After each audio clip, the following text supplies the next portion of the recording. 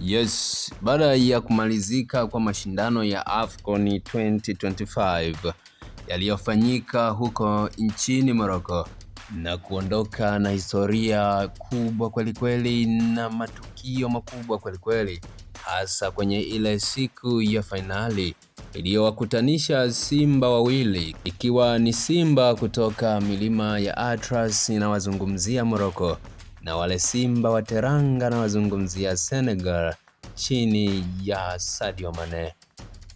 Siku kadhaa baada ya kumalizika kwa mashindano hayo, shirikisho la mpira barani Afrika na izungumzia CAF ilitoa maamuzi yake yaliyoambatana na faini mbalimbali kutokana na matukio yaliyotokea kwenye mchezo huo wa fainali, hasa lile tukio kuu la timu ya taifa ya Senegal kuamua kutoka nje ya uwanja baada ya Simba wa Atlas kuzawadiwa penalti kunako dakika za mwisho kabisa za mchezo huo.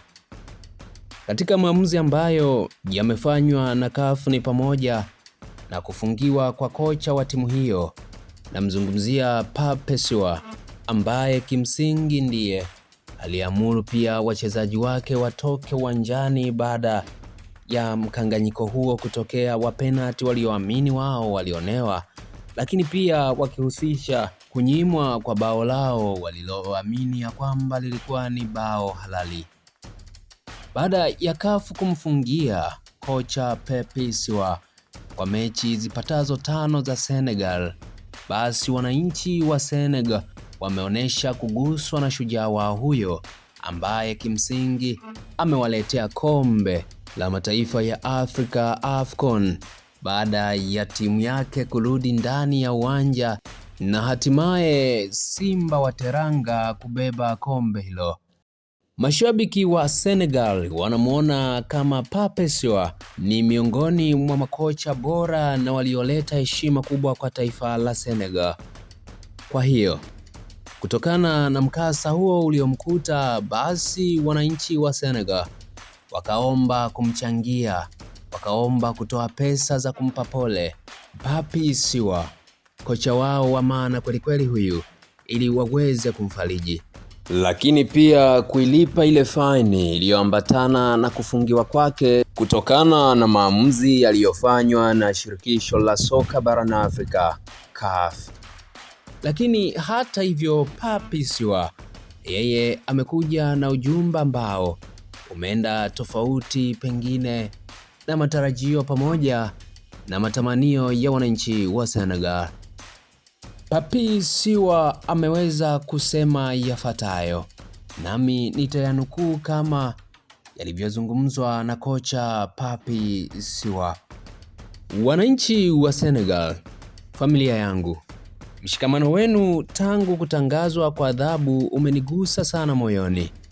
Nawashukuru kwa dhati kwa upendo mnaonionyesha kila siku. Hata hivyo, kwa unyenyekevu mkubwa nawaomba msipange au kuandaa kampeni za kuchangisha fedha kwa jina langu.